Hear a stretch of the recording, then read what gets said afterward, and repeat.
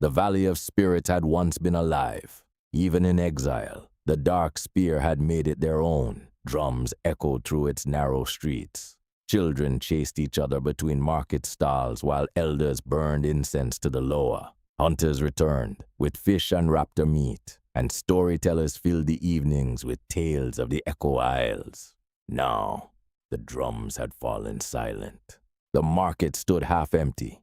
The incense had been replaced by the smell of smoke from Kor'kron braziers. Even laughter sounded dangerous. The Kor'kron arrived just after sunrise. 20 heavily armed orcs marched into the Valley of Spirits without warning. Their commander carried a parchment bearing Garrosh's seal. By order of the war chief, he bellowed, all troll residences are to be searched for contraband, weapons, and seditious materials. Nobody protested. Nobody dared. The commander smiled. Good. Rokhani watched from outside his home as soldiers entered hut after hut. Doors were kicked open. Personal belongings were thrown into the street. Masks carved by ancestors were smashed beneath armored boots. Sacred charms honoring the Loa were tossed into fires. A young troll woman pleaded as an orc emptied an urn containing her mother's ashes onto the ground. The guard laughed. Looks like she's finally useful.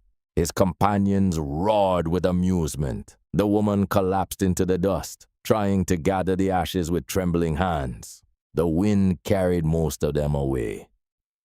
They're trying to make us forget, Lashka whispered. Rokhani never took his eyes off the soldiers. No, his voice was hollow. They're trying to make us remember our place. Their turn came quickly. 3 Kor'kron entered without permission. One immediately overturned the family's table. Another ripped apart the sleeping mats with his axe. The third found Ziri's wooden frogs lying neatly along a shelf. He picked one up. What is this? My daughter carved them, Lashka answered carefully. The orc examined the tiny figure. So, you worship toys now? He dropped it, then crushed it beneath his boot. The sharp crack echoed through the tiny hut. Ziri gasped. She lunged forward instinctively. No! Rokhani caught her before she reached the soldier. His grip was firm enough to stop her, gentle enough to tell her why. Not now. Not here. The orc noticed. You got a spirited one. He stepped close enough that Ziri could smell stale ale on his breath. Keep teaching her manners. He smiled. Or we'll do it for you. Ha! When the soldiers finally left, the hut looked as though a storm had torn through it. Broken bowls, splintered furniture, clothes scattered everywhere. Jeku quietly crawled beneath the wreckage. After several moments, he emerged holding the little carved frog he always slept with. One of its legs had snapped off. He stared at it, then at his sister. Can you fix him? Ziri took it carefully. Her eyes filled with tears. I'll try. That afternoon, Taza ignored his father's warnings. I need work. You need to heal. We need food. I'll find another way. There ain't another way. He grabbed an old basket. I'm going. Rokhani stepped in front of the doorway. You keep challenging them. They keep challenging us. They're waiting for an excuse. Taza's jaw tightened. Maybe I'm tired of not giving them one. The two stood only inches apart, father and son, one shaped by survival, the other by injustice. Neither was wrong. That was the tragedy. Taza found work unloading supplies near the drag. It paid almost nothing. Still, it was something. As dusk approached, he passed a group of orc children playing with wooden swords. One young troll boy, perhaps 8 years old, stood nearby watching them. Hope shone across his face. He slowly walked closer. Can I play? The game stopped. One orc child looked him up and down. My dad says trolls stink. Another laughed. My mom says they're cowards. The smallest picked up a stone. Go back to your swamp. The first rock struck the troll boy's shoulder. Then another. Soon all of them were throwing stones. The troll covered his head and ran. The children chased him laughing. Taza took one step forward, then froze. Across the street stood two Kor'kron guards, watching, smiling, waiting. The young troll disappeared around the corner. The guards never moved. Taza clenched his fists until his nails drew blood. He hated himself for staying where he was, but he knew if he intervened, his family would pay the price. That night, he said nothing, but silence can be louder than screams. Rokhani noticed, Lashka noticed. Even little Jeku stopped asking questions. Near midnight, a faint whistle echoed outside the family's hut. 3 short notes, 1 long. Rokhani looked toward Lashka. She nodded once. Carefully, he slipped outside. An old fishing warehouse stood abandoned near the edge of the Valley of Spirits. Its roof sagged. Its windows had long since been boarded over. Inside, nearly 20 trolls waited. Some were fishermen, others laborers. One had once served beside Vol'jin during the campaign against the Lich King. Candles flickered across tired faces. Nobody raised their voice. An elderly troll named Meebo stepped forward. They break our homes. Heads nodded. They insult our dead. More nods. They starve our children. The room grew quiet. Finally, Meebo spoke the question no one wanted to answer. How much more before we stop calling this survival? No one answered immediately, because everyone already knew. A younger troll stood. I heard Vol'jin lives. Another nodded. I heard he escaped. I heard he's gathering allies. I heard the Taran are angry too. I heard the Blood Elves ain't happy. Rumors. Only rumors. But in dark times, rumors could feed hope.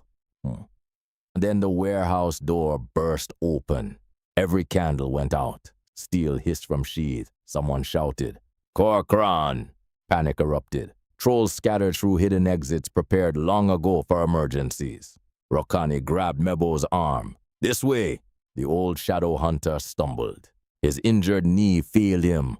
"No!" Footsteps thundered closer. Rokhani looked back toward the narrow escape tunnel. Then at the old troll. He had only seconds, only one choice. He lifted Mebo onto his shoulders. Hold on. Behind them, armored boots crashed through the warehouse. A Kor'kron voice roared through the darkness. "Nobody leaves alive." Rokhani ran, not because he was fearless, because some burdens were worth carrying, even if they got you killed. Shadows beneath the red banner. Chapter 4, The Cost of Defiance. Rokhani ran until his lungs burned. The narrow escape tunnel twisted beneath the foundations of Orgrimmar, carved years ago by goblin laborers and forgotten by everyone except the trolls who had quietly claimed it as a refuge. The ceiling scraped his back as he carried Mebo over his shoulders. Behind them came the unmistakable sound of armored boots. The Kor'kron had found the tunnel. "They're gaining!" someone shouted from farther ahead.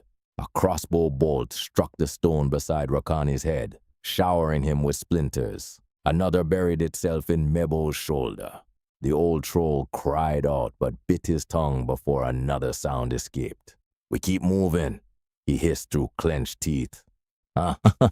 Hey. The tunnel emptied into a dry ravine outside the western gate, where the cliff shielded them from view. Nearly a dozen trolls emerged from the darkness, panting and covered in dust. Not everyone made it. Rokhani counted the faces. 20 had gathered in the warehouse. Only 12 stood before him now. No one asked where the others were. No one needed to. Back in the Valley of Spirits, the Kor'kron made certain the city understood what happened. The abandoned warehouse was burned to its foundation before dawn. By morning, fresh notices had been nailed to posts throughout Orgrimmar. Unauthorized gatherings are treason. Treason will be met with death. The message appeared in Orcish, Common, and Zandali. Garrosh wanted everyone to read it. When Rokhani returned home just after sunrise, Lashka was waiting outside. The relief on her face lasted only a heartbeat. Then she saw the blood. Not his, Mebo's. Together they carried the old shadow hunter inside. Ziri immediately began boiling water, while Lashka tore strips from one of the family's few blankets. "There ain't enough cloth," she whispered. "There never is," Rokhani replied. Meebo remained conscious as Lashka removed the bolt. He refused to scream. When it was over, sweat drenched his brow. "You should have left me," he said quietly. Rokhani shook his head. "I don't leave family." The old troll smiled sadly. "That be why Garrosh fears people like us." That afternoon, Taza returned from the labor yards carrying nothing. No wages, no food, only bruises. "They fired every troll." Rokhani looked up sharply. "What?" "The overseer said Garrosh wants more reliable workers." "Who replaced ya?" "Kor'kron veterans." Lashka stared into the empty cooking pot. "We got enough food for maybe 2 days." No one spoke after that. Even little Jeku understood what silence meant. The hunger came quickly. On the first day, everyone simply ate less. On the second, Rokhani claimed he had already eaten at work. Taza insisted he wasn't hungry. Lashka quietly skipped her portion. By the third day, there was nothing left to pretend about. Jeku cried himself to sleep. His stomach growled louder than his voice. Late that evening, Ziri slipped outside with a small woven basket. Lashka caught her at the doorway. "Where you going?" "The cactus patches." "In the dark?" "They ain't much picked over at night. It's dangerous." "So starving." For a long moment, mother and daughter simply looked at each other. Finally, Lashka embraced her. "Come home." "I will." The moon hung low over Durotar as Ziri searched among the thorny plants outside the city walls. She found 3 edible cactus fruits, then 4, enough to keep Jeku smiling for another day. As she reached for a 5th, voices echoed nearby. "Kor'kron." She ducked behind a boulder. "Orders came this morning. Vol'jin supporters. Arrests start tomorrow. Every troll leader." Ziri's heartbeat pounded in her ears. She dared not move. One of the orcs laughed. "Won't be hard. They're all in one district anyway." Their footsteps faded into the night. Only then did Ziri realize her hands were bleeding from the cactus spines. She hadn't felt them. She burst through the door moments later. "They're coming!" Everyone looked up. "They're arresting trolls tomorrow." Rokhani's expression hardened. "Who told ya?" "I heard Kor'kron talking." Meebo slowly sat upright despite the pain in his shoulder. "It begins." Word spread through the Valley of Spirits faster than fire. Families hid heirlooms beneath floorboards. Old warriors sharpened weapons they prayed never to use. Mothers packed small bundles in case they had to flee before dawn. The district did not sleep, it waited. Just before sunrise, the Kor'kron came. Not dozens, hundreds. Rows of black armor filled every entrance to the Valley of Spirits. Tower shields locked together. Axes gleamed in the morning light. At their head rode a broad-shouldered orc commander with a crimson cloak. His voice thundered across the district. "By order of War Chief Garrosh Hellscream." Every door opened. Every frightened face looked toward the street. "Any troll suspected of aiding Vol'jin will surrender immediately." No one moved. The commander smiled. "So be it." He raised his hand. "Search every home." Bah! The sound of splintering doors echoed across the valley. Children screamed. Elders were dragged into the streets. Sacred shrines were overturned. Kor'kron soldiers showed no distinction between warrior and civilian. Inside Rokhani's home, the family stood together. Taza gripped his old spear. Rokhani placed a hand on the shaft and gently pushed it toward the floor. "Not yet. They're in our home. I know. They're hurting our people. I know." "When?" Rokhani looked into his son's eyes. Outside, another troll cried out in pain. A child wailed. An old woman begged for mercy. Then from somewhere deep within the Valley of Spirits, a single voice rose above the chaos. Strong, defiant, unbroken. "For Vol'jin," another answered. Then another. The cry spread from street to street, like thunder rolling across the canyon. "For Vol'jin! For Vol'jin! For Vol'jin!" Rokhani closed his eyes. The moment he had feared for months had finally arrived. When he opened them again, the fear was still there, but something else stood beside it. Resolve. He reached for the old spear. This time, he did not push it away. He handed it to his son.